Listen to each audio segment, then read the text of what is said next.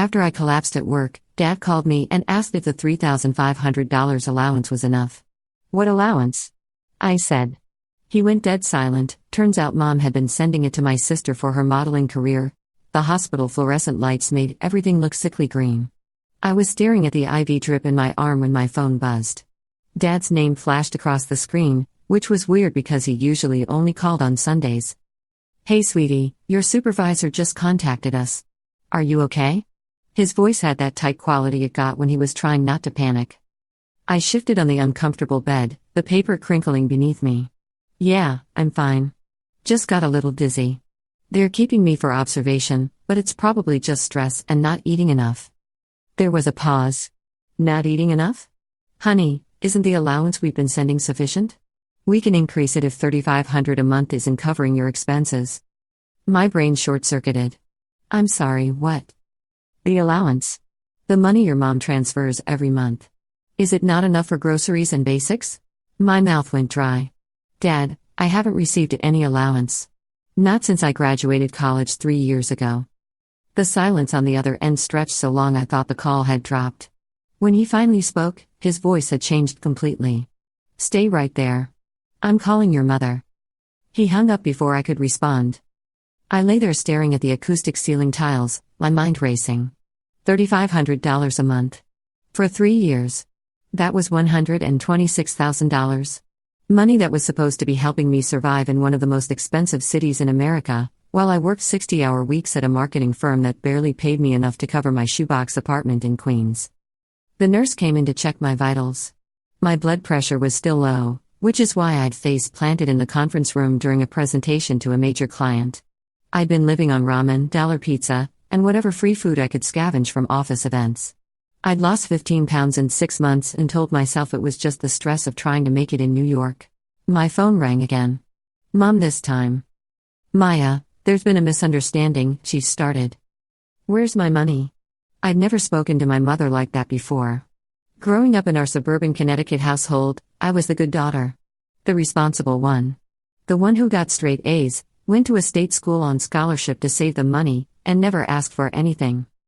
It's not that simple. Sloan needed Sloan. Of course. My younger sister, the golden child, who decided college wasn't for her because she wanted to be a model. You've been giving my money to Sloan. She had expenses. The headshots, the portfolio, the comp cards, the travel, the castings. Do you know how expensive it is to break into modeling in Miami?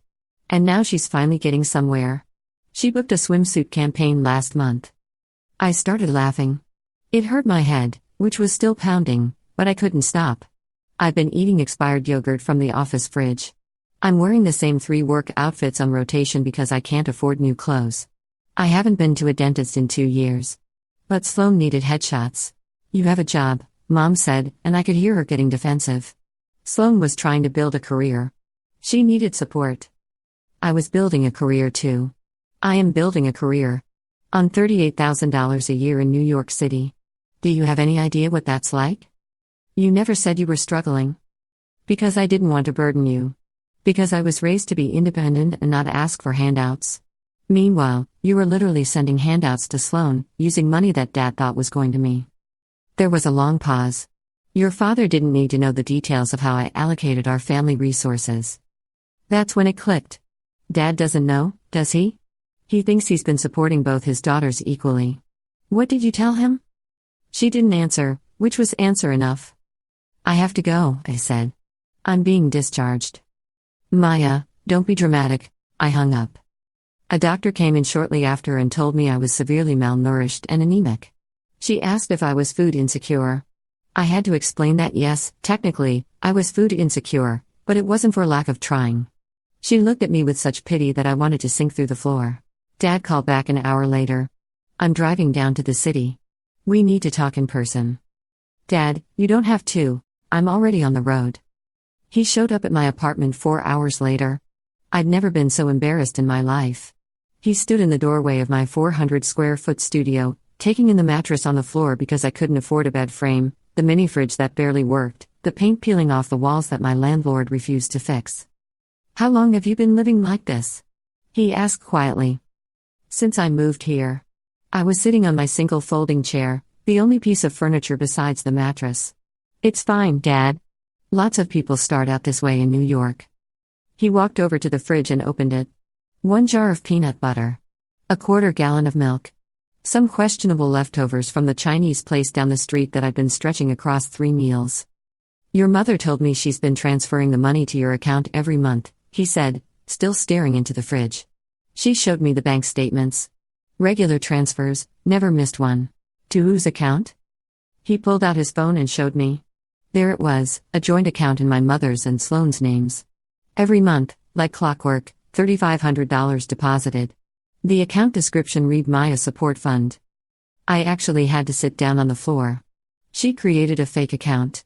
She literally committed fraud to funnel money to Sloane. I don't think it's legally fraud since it's my money and I'm her husband, but it's definitely something. He sat down next to me on the floor, which must have been hard on his knees. I'm so sorry, sweetheart. I should have verified. I should have checked in more. I just assumed. You assumed Mom was honest. I assumed a lot of things. He put his arm around me. Here's what's going to happen. First, I'm transferring $5,000 to your actual account right now for immediate expenses. Second, you're coming home this weekend and we're going to have a family meeting. Third, your mother is going to write you a check for every penny that should have gone to you. Dad, you don't have to. $126,000, Maya. That's not including the interest you should have earned if you'd been able to save it. You could have been building an emergency fund, contributing to a retirement account, maybe even saving for a down payment on a real apartment. Instead, you've been starving. The word hung in the air between us. I'm handling this, he continued, his voice harder than I'd ever heard it. Your mother and I are going to have a very long conversation about financial transparency and trust. And Sloane is going to learn that actions have consequences. The family meeting that weekend was nuclear. We sat in the dining room where we used to have Sunday dinners, back when I still came home regularly. Now the room felt foreign, like a stage set for a play I didn't want to be in. Sloane showed up late, of course, breezing in wearing designer workout clothes and carrying a juice from some trendy cleanse place. She'd gotten extensions since I'd last seen her, long blonde waves that probably cost more than my monthly rent. What's this about? She asked, dropping into a chair and pulling out her phone. I have a casting at 4. Dad slid a piece of paper across the table to her. That's a payment plan. You're going to pay your sister back every dollar of the money that should have gone to her. Sloane barely glanced at it. What are you talking about? The $126,000 that Mom embezzled from your sister's allowance to fund your modeling career. Mom flinched at the word embezzled. Robert, that's not fair. I was trying to help both our daughters. By lying to me for 3 years? By letting Maya struggle in poverty while Sloane got professional hair and makeup for Instagram photoshoots? Sloane had gone pale. I didn't know. Mom just said she was helping me out. With someone else's money, I said. It was the first time I'd spoken directly to her. Did you ever wonder where it was coming from? Did you think Mom just had unlimited funds to throw at your dream? I thought Dad was supporting me. Sloane's voice went shrill. Mom said Dad wanted to help me succeed. Dad's expression could have frozen lava. I wanted to help both of you succeed equally. That was always the deal. Your mother decided to reallocate funds without my knowledge or consent. Mom stood up abruptly. I will not be painted as the villain here. Sloane had a time-sensitive opportunity. Modeling has an age limit. Maya's career could wait. Wait? I felt something crack inside me. I've been waiting. Waiting for my life to start, waiting to feel financially stable, waiting to stop choosing between electricity and groceries. Do you know what I did on my 25th birthday? I walked 40 blocks in the rain because I couldn't afford the subway. I got to work, soaked through, and I still stayed late because I was terrified of losing my job, because that job was the only thing standing between me and homelessness. You're being overdramatic, Mom said, but her voice wavered. Dad pulled out his phone and showed her something. This is the discharge summary from the hospital. Malnutrition. Anemia. Dehydration? The doctor recommended a nutritionist and regular monitoring. Our daughter collapsed because she hasn't been eating properly, Linda. The fight went out of Mom's face. Sloane was crying now, mascara running down her cheeks. I really didn't know. Maya, I swear I didn't know it was your money. But you knew someone was paying for everything, I said. The apartments in Miami, the photo shoots, the gym memberships, the meal prep services. You had to know that modeling doesn't pay much at first. Where did you think the money was coming from? She didn't have an answer. The payment plan Dad had drawn up was aggressive. Sloan would pay me back $2,000 a month until the debt was cleared, which would take her just over 5 years. Plus interest, calculated at a modest 3% annually. I can't afford that. Sloan protested. My rent alone is $2,500, and then get a roommate, Dad said flatly. Get a day job. Figure it out the way Maya has been figuring it out. But my career will survive you working part-time at a coffee shop or retail store like millions of other aspiring models do. Maya worked 2 jobs through college. I think you can handle one. Mom tried to negotiate on Sloan's behalf, but Dad shut her down. You lost your credibility in this family, Linda. I'm still processing what you did, and honestly, I'm not sure what our marriage looks like after this. For now, you're sleeping in the guest room. I'd never heard my father talk to my mother like that. They'd always presented a united front, the perfect suburban couple with their perfect suburban life. Seeing that facade crack was almost as shocking as discovering the missing money. Mom wrote me a check that day for the full amount. Dad made her do it from their joint savings account, which apparently had enough to cover it. We were saving for a kitchen renovation, he told me later. It can wait. This can't. The check sat in my purse for 3 days before I could bring myself to deposit it. It felt surreal, seeing that many zeros after my name. I'd never had more than $3,000 in my account at once, and that was only briefly after a tax refund. The first thing I did was go to the doctor for a full checkup. Then the dentist, who found 3 cavities that had been forming. I paid for the fillings in cash, and it felt like a power move even though no one was watching. I bought groceries without looking at prices. I stood in Trader Joe's filling my cart with fresh vegetables and good cheese and the fancy granola I'd always walked past, and I cried in the checkout line. The cashier asked if I was okay, and I just nodded, unable to explain that I was mourning all the years I'd deprived myself unnecessarily. I bought real furniture. A bed frame. A desk. A comfortable chair. Kitchen supplies beyond 1 pot and 2 forks. Clothes that actually fit and weren't from the clearance rack at Target. I got my hair cut at a real salon instead of the beauty school where students practiced on live models. But the anger didn't go away. Every time I bought something I needed, something I should have been able to afford years ago, I thought about Sloan. Sloan getting spray tans and eyelash extensions. Sloan at pool parties with other aspiring models, drinking expensive cocktails. Sloan's Instagram, which I'd scrolled through late at night, full of beach photo shoots and sponsored content for teeth whitening kits. I thought about my mother, who'd looked me in the eye at every holiday dinner and asked how I was doing, knowing full well she was siphoning away money that could have changed my life. Who'd listened to me talk about picking up freelance work on weekends and never once felt guilty enough to come clean. Work became my sanctuary after everything exploded. My colleagues didn't know the details, just that I'd had a health scare and was recovering. They were kind in that distant, professional way New Yorkers do kindness, bringing me coffee, not scheduling early meetings, asking if I needed anything without prying into why. My boss, Jennifer, called me into her office about a month after I'd returned. She was in her late 40s, sharp and efficient, the kind of woman who intimidated and inspired me in equal measure. Close the door, she said, and my stomach dropped. Despite the raise, I still lived with the anxiety that I could lose everything at any moment. She gestured to the chair across from her desk. I'm going to be direct. When you collapsed, it scared me. Made me realize I'd been pushing you too hard without checking if you had the resources to sustain that pace. I'm fine now, I said quickly. It won't happen again. Let me finish. She leaned back. I did some asking around. Found out what we're paying you. Maya, you're one of our strongest performers, and we've been underpaying you significantly compared to industry standards. My heart started pounding. I'm correcting that effective immediately. Your salary is now $85,000, and you're being promoted to senior account manager. You'll also get a signing bonus of $10,000 for the promotion, which should have happened 6 months ago. I sat there stunned, unable to form words. Additionally, she continued, I'm putting you on the fast track for associate director. Keep performing at this level, and you'll be there within 18 months. That's a 6-figure position with equity options. I don't know what to say, I managed.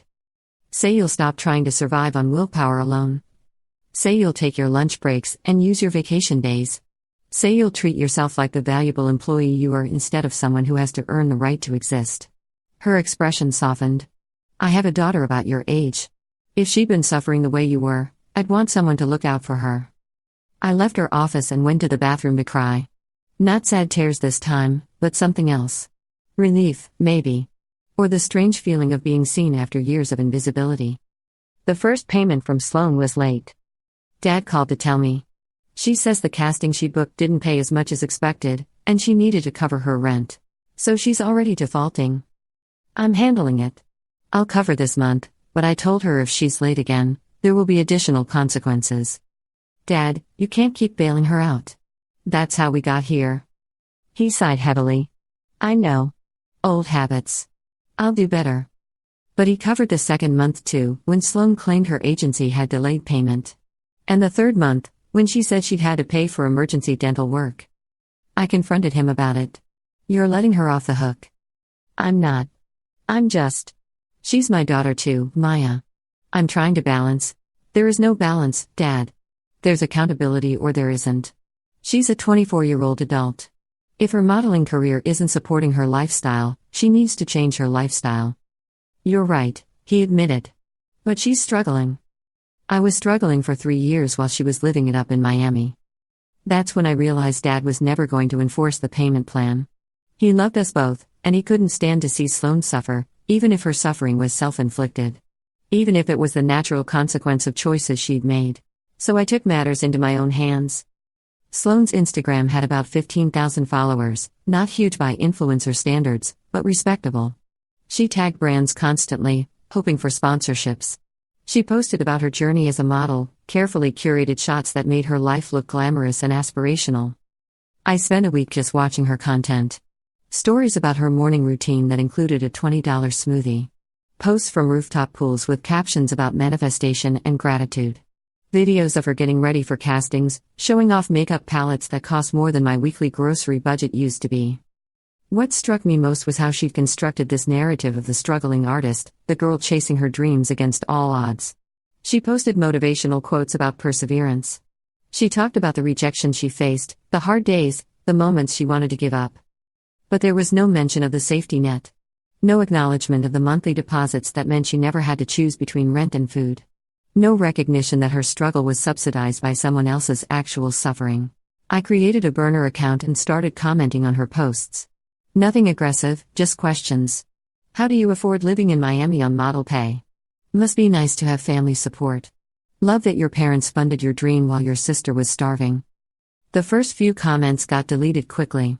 Sloan was moderating her page, keeping the narrative clean. So I tried a different approach. I found other aspiring models in her comments, people who were genuinely struggling, and I engaged with them. Asked about their experiences, their challenges. Built credibility.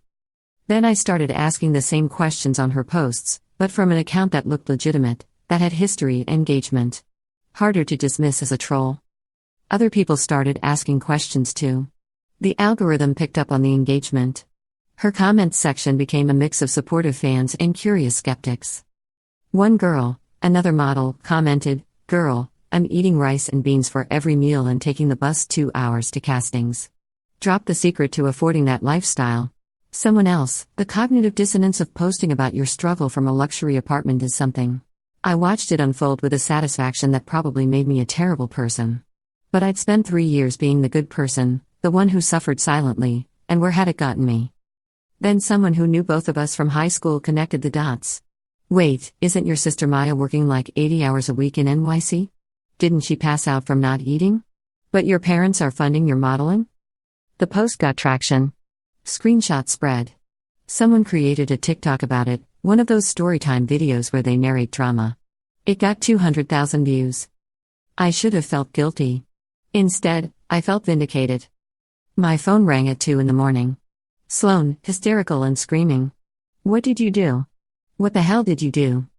"I don't know what you're talking about.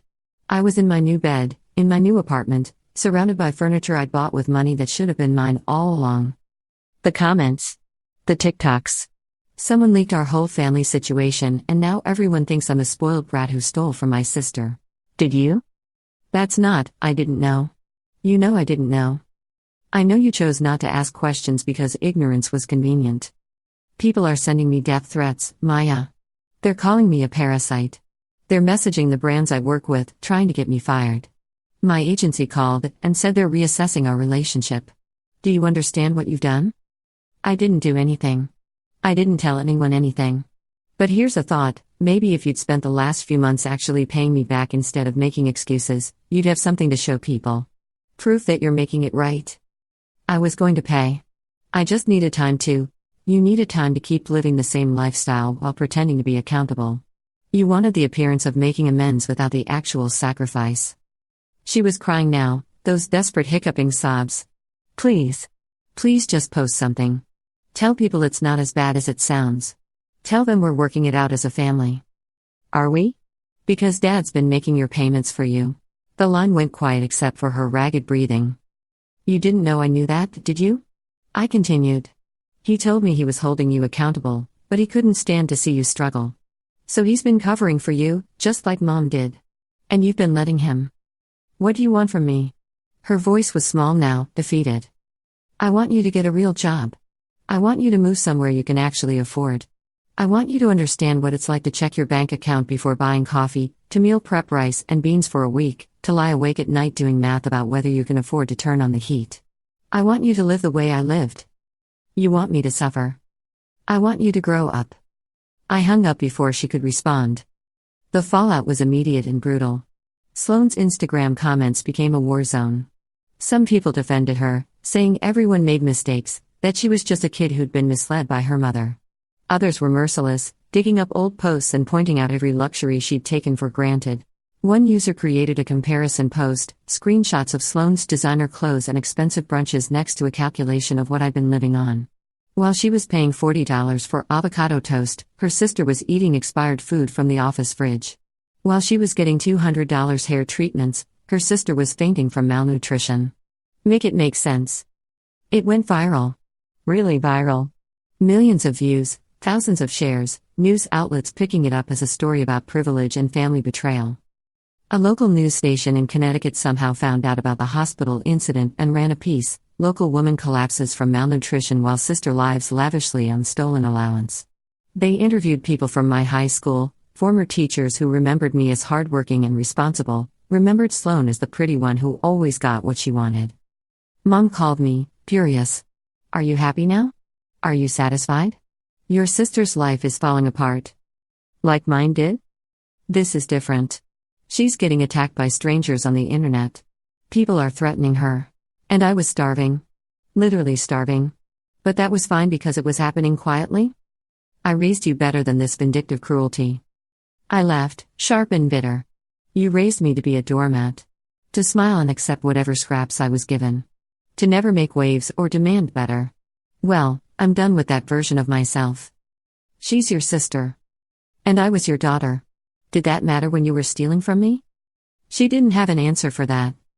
Sloane posted an apology video 2 days after the TikTok exploded. She was makeup-free, sitting on what looked like her bed, eyes red from crying. Very carefully worded, obviously coached by someone who understood crisis management. I want to address the situation with my sister, she began, voice shaking. First, I want to say that I take full responsibility for my actions, even though I didn't fully understand the situation at the time. I was incredibly privileged, and I didn't ask the questions I should have asked about where the money was coming from. She paused, wiping her eyes. My mother told me that our dad wanted to support my modeling career, and I believed her without verifying. That was naive and selfish. While I was pursuing my dreams, my sister was struggling in ways I can't even imagine, and I benefited from money that should have gone to her. The comments were already rolling in, split between support and skepticism. I'm taking a step back from modeling to focus on personal growth and making this right, she continued. I've gotten a job, I'm moving to a cheaper apartment, and I'm going to pay my sister back every penny I owe her, plus interest. This will take years, and it should. Actions have consequences, and I need to face mine. She looked directly into the camera. To my sister Maya, if you're watching this, I know I can't undo the damage. I know sorry isn't enough. But I'm going to spend however long it takes proving that I've changed, that I understand what I did, and that I'm committed to making it right. You deserve better from me, from our family, from everyone. I'm so sorry. The video ended. I watched it 3 times, looking for signs of performance, of calculated manipulation. Maybe it was there. Maybe she'd learned how to perform sincerity the same way she'd learned to perform for the camera. Or maybe, somewhere under the polish and the coaching, there was real remorse.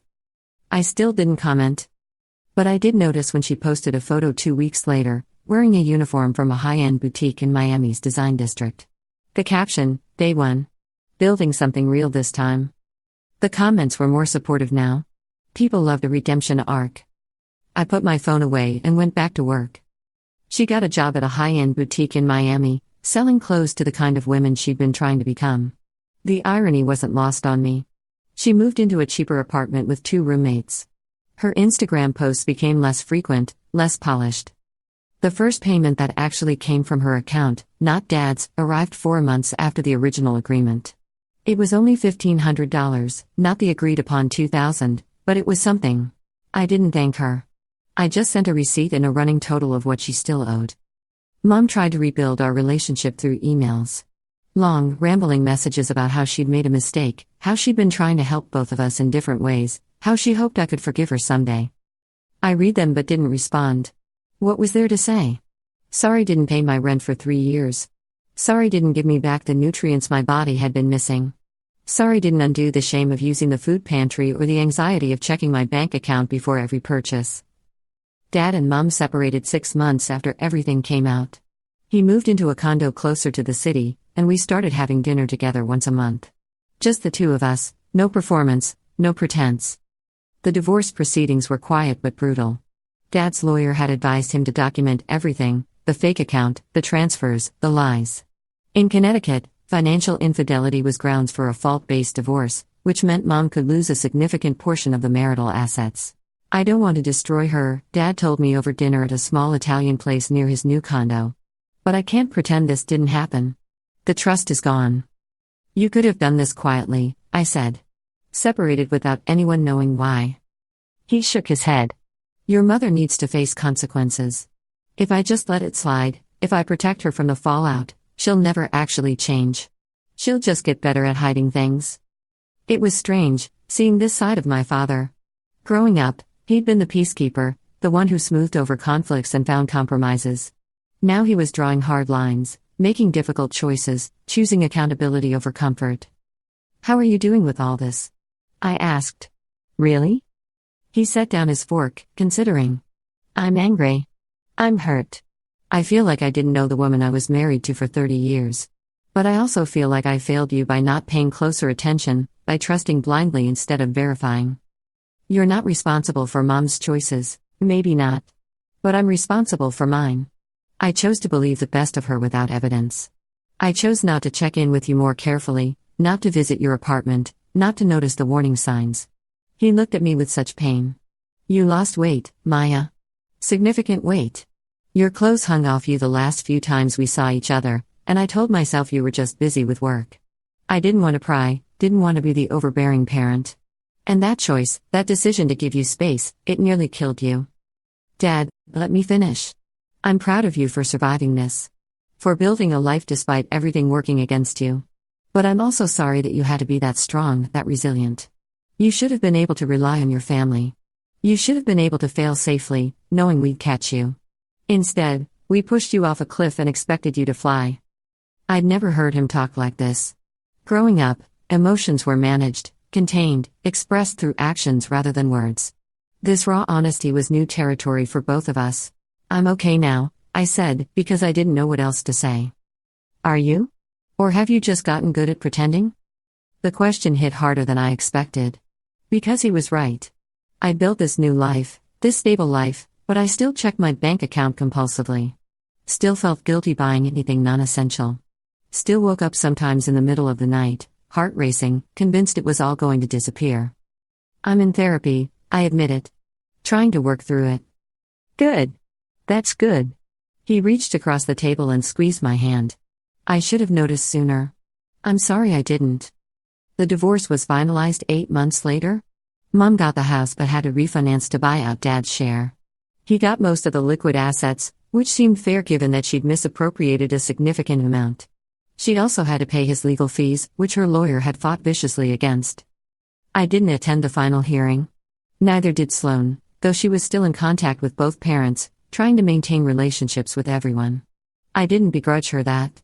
She was trying to navigate an impossible situation, and unlike me, she still believed in the possibility of family reconciliation. "I should have noticed," he said over pasta one evening. "The signs were all there. You lost weight, you stopped coming home as often, you seemed stressed every time we talked. I just thought you were working hard, paying your dues. You trusted Mom. That's not a character flaw. It is when that trust enables harm to my child." We sat in silence for a while, and then he asked about work. I'd gotten a promotion, finally. The collapse had been a turning point in weird ways. My boss felt guilty about pushing me so hard, and when I recovered, they restructured my role and gave me a substantial raise. I was making $65,000 now, which still wasn't great for New York, but combined with the money Mom had repaid, I was actually building savings. "I'm proud of you," Dad said. "You survived something that would have broken a lot of people." But I hadn't just survived. I'd been broken. I was just learning to function with the cracks. Therapy helped. I found a sliding scale clinic and started processing the betrayal, the anger, the complicated grief of losing the family I thought I had.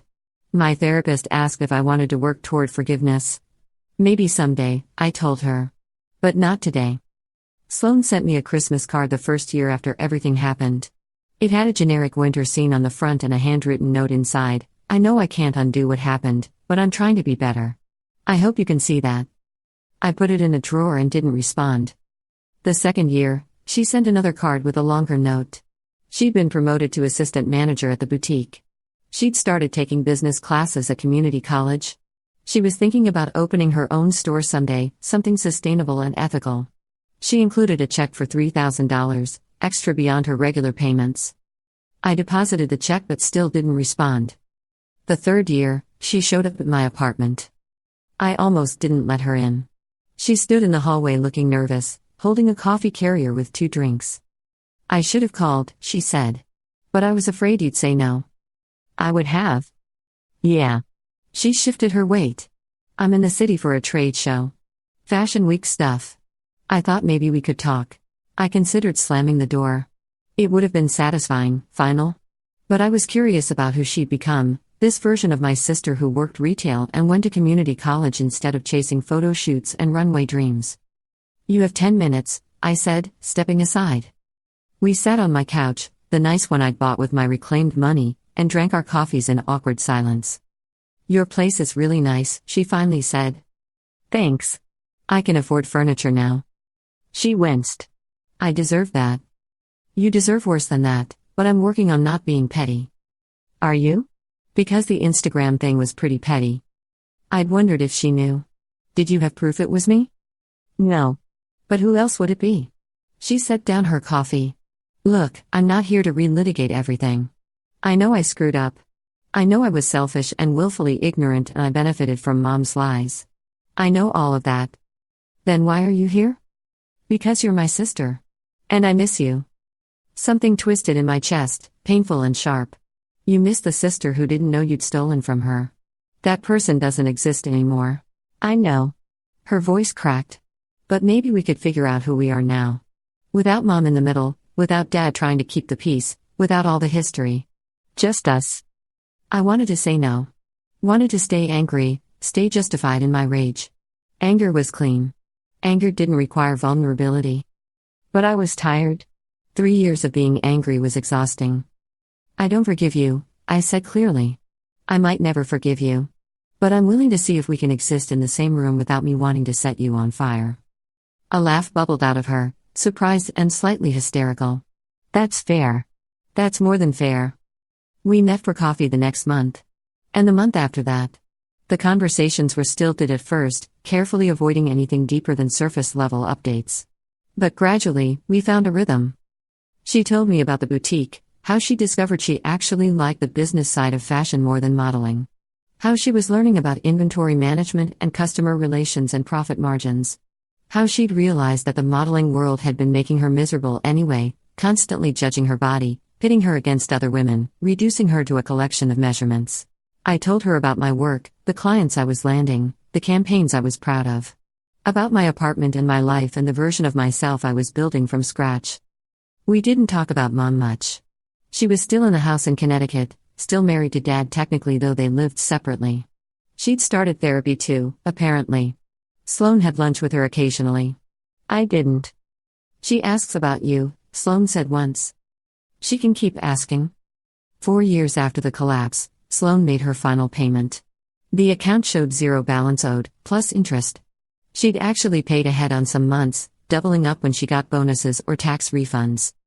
She took me to dinner to celebrate, somewhere nice in the West Village. We split a bottle of wine and ordered appetizers we didn't need.